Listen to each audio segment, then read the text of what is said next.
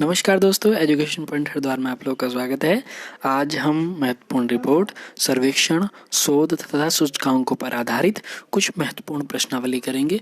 हर प्रश्न को सही से समझेंगे। कुछ इम्पोर्टेंट फैक्ट्स जो हैं, जो इसमें मैं प्रश्नों में नहीं डाल पाया, मैं आपको वो समझा दूंगा। हो सकता है उनसे क्वेश्चन आ जाए या डायरेक्ट इन PDF से क्वेश्चन भविष्य में आ जाए। 2020 में परीक्षाएं जो भी होंगी उनमें यहाँ से आने की संभावना है। आप देखिए, ये रिलेटेड जो है वीडियो पूरी तरह करंट बेस्ड है, तो आप थोड़ा सा हर जगह हर टॉपिक पर थोड़ी सी नज़र रखिए। आइए शुरुआत करते हैं। सबसे पहले है वैश्विक असमानता पर ऑक्सफैम की रिपोर्ट। ये ऑक्सफैम के बारे में मैं पहले आपको बता देता हूँ। ये एक अंतर्राष्ट्रीय गैर लाभकारी संगठन है और इसने 2020 में एक रिपोर्ट जारी करी है। किस पर? वैश्विक असमानता पर आधारित। ठीक है, क्या है उस रिपोर्ट का नाम? उस रिपोर्ट का नाम यहाँ दूसरे क्वेश्चन में लिखा हुआ है, टाइम टू केयर वाली, ये जो है अनपेड एंड अंडरपेड। ठीक है, तो इसमें कुछ उसने इम्पोर्टेंट पॉइंट्स जो रिपोर्ट में हैं वो मैंने यहाँ प्रश्नों के माध्यम से आपके सामने रखे हैं। आइए सबसे पहले शुरुआत करते हैं पहले में। तो पहला क्वेश्चन कह रहा है, IMF तथा वर्ल्ड इकोनॉमिक फोरम के अनुसार श्रम बल में महिलाओं की भागीदारी को बढ़ाकर भारत की GDP में कितने प्रतिशत तक की वृद्धि की जा सकती है? यानी कि भारत की GDP में कितने प्रतिशत की वृद्धि होगी अगर हमने महिलाओं की भागीदारी को बढ़ा दिया? समझ में आया? ठीक है, तो आंसर है इसका 27%। क्यों? अब मैं थोड़ी सी इसके बारे में आपको बात बता देता हूँ। देखिए, 23.3% ही महिलाएं हैं ऐसी जो श्रम बल में सहभागिता कर रही हैं, यानी कि जो कार्य कर रही हैं किसी न किसी रूप में। ठीक है, ये बात कहीं ना कहीं ये बात इस तरह से भी है कि जो 15 साल से ऊपर की महिलाएं हैं, उन 4 महिलाओं में से अगर हम लें तो सिर्फ 3 महिलाएं घर में बैठी हुई हैं और 1 महिला है जो कार्य कर रही है। इसका मतलब क्या है कि श्रम बल में महिलाओं की जो सहभागिता है वो न के बराबर है, और अगर है तो वो कितनी है? 23.3%। ये रिपोर्ट कब की है? 2017 से 18 के बीच में ये सब फैक्ट्स आए थे। ठीक है, और ये रिपोर्ट जो आई है वो 2020 में है। 11 से लेके 17 तक 18 तक का डाटा है, उसके आधार पर रिपोर्ट बनाई गई है। आइए चलिए दूसरा क्वेश्चन देख लेते हैं। दूसरा कह रहा है, ऑक्सफैम द्वारा जारी रिपोर्ट, नाम आप पढ़ लीजिए, के अनुसार भारत की शीर्ष 10% आबादी के पास राष्ट्रीय संपत्ति का कितना है? अब देखिए, जो 10% आबादी है भारत की, अब ये मैंने ली, ये 10% यहाँ मैंने लिखा और ये 90%। ठीक है, तो भारत की जो 10% आबादी है उसके पास ये मैंने मान ली संपत्ति, ये मैंने क्या मान ली? संपत्ति है मेरी, भारत की संपत्ति इतनी है, तो पूरी 100% है। तो जो 100% है उसमें से ये जो 10% है इनके पास कितना हिस्सा है भाई? 74.3%। यानी कि भारत के जो 10% लोग हैं उन्हीं के पास भारतीय जो राष्ट्रीय संपत्ति है उसका 74.3% है। ये वाली बात यहाँ इस क्वेश्चन में पूछी थी इसने, तो इसका आंसर क्या हो जाएगा? 74.3%। ठीक है, आगे एक बात मैं और आपको बताता हूँ कि जो भारत के सबसे अमीर 1% लोग हैं, क्या भारत के सबसे 1% अमीर लोग हैं, उनके पास जितनी नीचे की 70% आबादी है उससे भी 953 मिलियन लोगों से 4 गुना अधिक संपत्ति है। ठीक है, एक और पॉइंट है कि अगर भारत की शीर्ष 1% जनसंख्या को देखूं मैं, ये भारत की अगर जनसंख्या है और इसका 1% देखूं, नीचे कितनी बची? 99% ना। तो जो 1% है, भारत की जो 1% जनसंख्या है उसके पास कुल राष्ट्रीय संपत्ति का 42.5% है। 42.5%। अब सोचिए 1% अमीर इतने ज़्यादा हैं कि उनके पास राष्ट्रीय संपत्ति का 42.5% है। ठीक है, अब देखिए इसका आंसर कितना रहा? 74.3। अगला देखते हैं, ऑक्सफैम की वैश्विक असमानता की रिपोर्ट 2020 के आधार पर 2011 से 17 के बीच जो G7 देश हैं उनमें औसत मजदूरी कितनी घटी है या बढ़ी है? तो मैं आपको आंसर बता देता हूँ, 3% बढ़ी है। क्या औसत मजदूरी 2011 से 17 के बीच कितनी बढ़ी? G7 देशों में 3%। ये बहुत इंपॉर्टेंट है, पूछा जा सकता है। अच्छा, ये बात तो हो गई इसकी। अच्छा, जो शेयर धारक होते हैं यानी कि शेयर होल्डर होते हैं, उनका लाभांश प्रॉफिट जो है वो कितना बढ़ा? 31%। अगर इतने सालों में देखिए आप, जिसने जो शेयर धारक हैं उनका लाभांश कितना बढ़ रहा है? 31%, और मजदूरों की मजदूरी कितनी बढ़ रही है? सिर्फ 3%। ठीक है, अगला क्वेश्चन देख लेते हैं। वर्ल्ड इकोनॉमिक फोरम कि ग्लोबल जेंडर गैप 2020 में भारत का स्थान तो कितना है 112। कितना है 112, 112। जेंडर गैप इंडेक्स में भारत का कितना है 112। कितने देश इसमें थे 153। कितने थे 153। आगे देखें, NSSO द्वारा जारी आवधिक श्रम बल सर्वेक्षण के अनुसार 2017-18 में श्रम बल में महिलाओं की भागीदारी कितनी थी। तो मैंने अभी बताया था कि कितनी थी महिलाओं की भागीदारी। सिर्फ महिलाएं कितनी भाग कर रही हैं 2017 से 18 की जो रिपोर्ट है उसमें श्रम बल में 23.3%। ठीक है, GDP कितनी बढ़ा देंगी अगर इन महिलाओं की भागीदारी को सुनिश्चित किया जाए तो 27%। ठीक है, आगे देखिए, ILO के अनुसार भारत की महिलाएं औसत रूप से प्रतिदिन 297 मिनट अवैतनिक, मतलब वेतन नहीं मिलता उनको, सैलरी नहीं मिलती, इतना कार्य करती हैं, जबकि पुरुष अवैतनिक कार्यों पर कितनी मिनट खर्च करता है। ठीक है, तो ये कितने मिनट खर्च करते हैं पुरुष करते हैं मात्र और मात्र 31 मिनट। देखिए, जो अगली रिपोर्ट है वो कौन सी है, वैश्विक भ्रष्टाचार बोध सूचकांक, यानी कि करप्शन परसेप्शन इंडेक्स 2019। इसमें पहला जो क्वेश्चन है वो है भ्रष्टाचार बोध सूचकांक 2019 में भारत की जो रैंक है वो बतानी है। तो कितनी है 80। 2019 में इसकी रैंक कितनी है 80। 2018 में इसकी रैंक कितनी थी 78। ये आपको याद रखना पड़ेगा। 2018 में कितनी थी 78। 80 देखिए यहाँ आ रहा है, और 2 इस बार क्या हुई, इसकी रैंक बढ़ गई।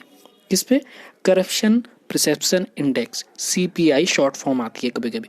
ठीक है, अगला क्वेश्चन देखिए, पहला स्थान बता रहे हैं भ्रष्टाचार बोध सूचकांक में जिसके प्रथम रैंक है, फर्स्ट रैंक है, उसका क्या नाम है।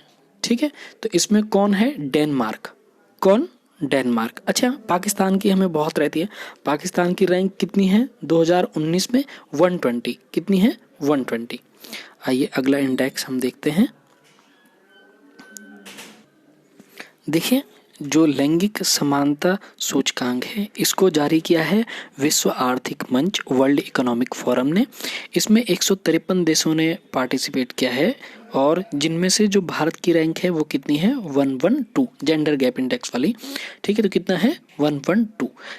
अच्छा, दूसरा क्वेश्चन देखिए, वैश्विक लैंगिक असमानता सूचकांक 2020 की रिपोर्ट के अनुसार जो दुनिया भर की संसद में लगभग कितने प्रतिशत सीटों पर महिलाएं हैं।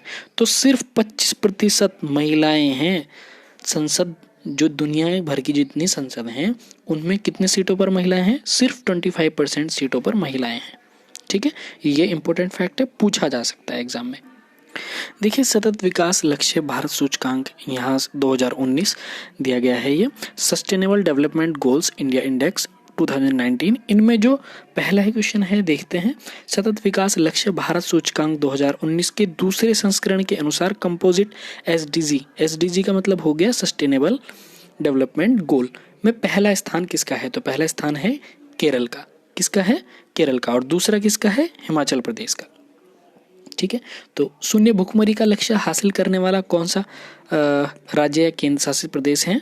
तो वो हैं आपके गोवा और चंडीगढ़। कौन से हैं, गोवा और चंडीगढ़। ठीक है, तो आइए देख, तो इसका आंसर होगा उपरोक्त सभी। तमिलनाडु भी है, जम्मू कश्मीर और लद्दाख तीनों ने।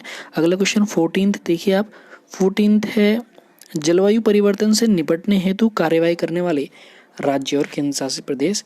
ये हैं आपके कर्नाटक और लक्षद्वीप। किससे हो गया कि जलवायु परिवर्तन से निपटने वाले कौन से हो गए, कार्यकारी करने वाले ये कौन से हो गए, कर्नाटक और लक्षद्वीप।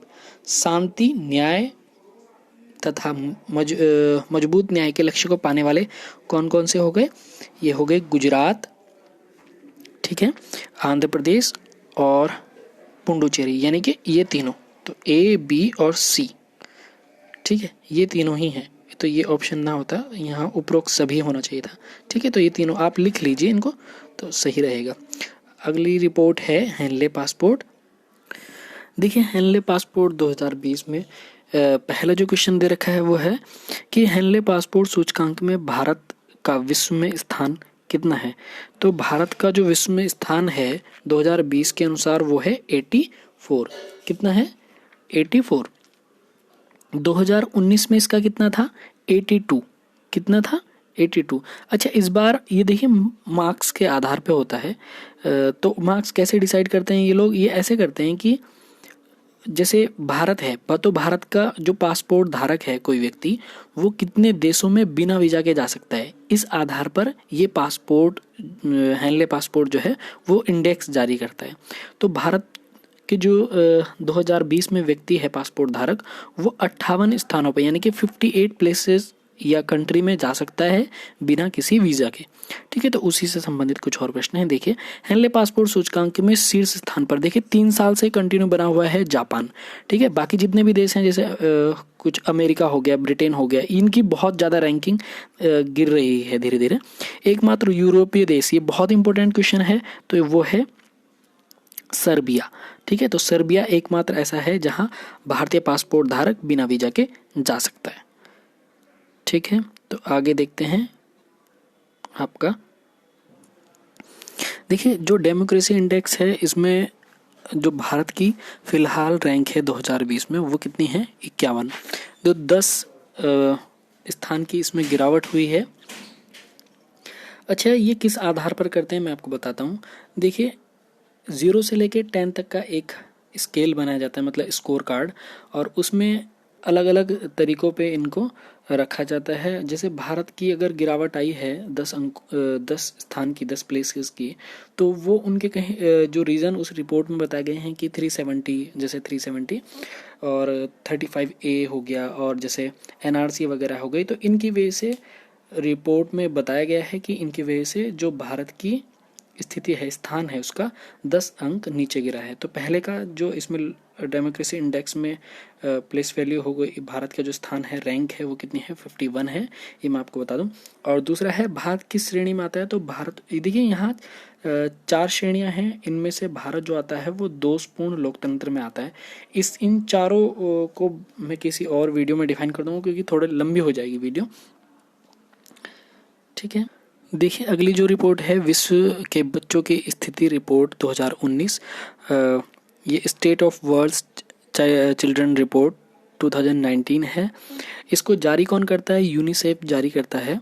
तो पहला क्वेश्चन 21 जो क्वेश्चन है उसको देख लेते हैं। State of the world children report 2019 कौन जारी करता है, तो कौन जारी करेगा, मैंने अभी बताया यूनिसेफ जारी करता है इसको। 5 वर्ष से कम उम्र के 5 बच्चों में से एक बच्चे में किस विटामिन की कमी है, तो विटामिन ए की कमी है। ये बहुत इंपॉर्टेंट पॉइंट है, ये आपको याद रखना पड़ेगा। भारत में कुल कितने प्रतिशत बच्चे एनीमिया से पीड़ित हैं, तो 40.50% बच्चे जो हैं वो एनीमिया से पीड़ित हैं। और ऐसा भी इस रिपोर्ट में है कि देश में हर दूसरी महिला एनीमिया से पीड़ित है और 10 में से एक बच्चा प्री डायबिटिक है, यही इस रिपोर्ट में बताया गया है। और ये भी बताया गया है कि भारत की जो, अगर आप देखें दक्षिण एशिया में, तो भारत की स्थिति सबसे खराब स्थिति है। और ऐसा कहा गया है कि भारत में 5 वर्ष से कम उम्र के ऐसे बच्चे हैं जो जिनके मतलब कुल ऐसे 54% बच्चे हैं जो किसी न किसी से तरह प्रभावित हैं। जैसे स्टंटिंग का मतलब क्या हो गया कि आयु के अनुपात में कम विकास है, तो उससे पीड़ित हैं। और वेस्टिंग का मतलब हो गया जो लंबाई के अनुपात में उनका कम वजन है, लंबाई ज़्यादा है और वजन उनका कम है। और कुछ ऐसे भी बच्चे हैं जो वजन जिनका अधिक है। तो इसका मतलब ये हुआ कि 54% बच्चे ऐसे हैं 5 साल से कम के जो इन में से प्रभावित हैं, मतलब इस तरह की चीज़ों से प्रभावित हैं। ये इस रिपोर्ट में बताया गया है। अच्छा देखिए जो सामाजिक गतिशीलता सूचकांक यानी कि सोशल मोबिलिटी इंडेक्स, इसमें कुल जो देश शामिल किए गए थे वो थे 82 और भारत की जो रैंक है वो है 76। अच्छा विदेशी निवेश प्राप्तकर्ता FDI जो प्राप्त करता है उनमें अगर आप देखेंगे तो शीर्ष यानी कि जो टॉप 10 कंट्री हैं उनमें भारत शामिल हो गया है। और 2018 की तुलना में 2019 में कितने प्रतिशत अधिक विदेशी निवेश किया है भारत ने, तो 16%। ये बहुत इंपॉर्टेंट है और आ सकता है। वीडियो देखने के लिए धन्यवाद। इस तरह के फैक्ट्स को आप थोड़ा ध्यान में रखिए, ये आते रहते हैं।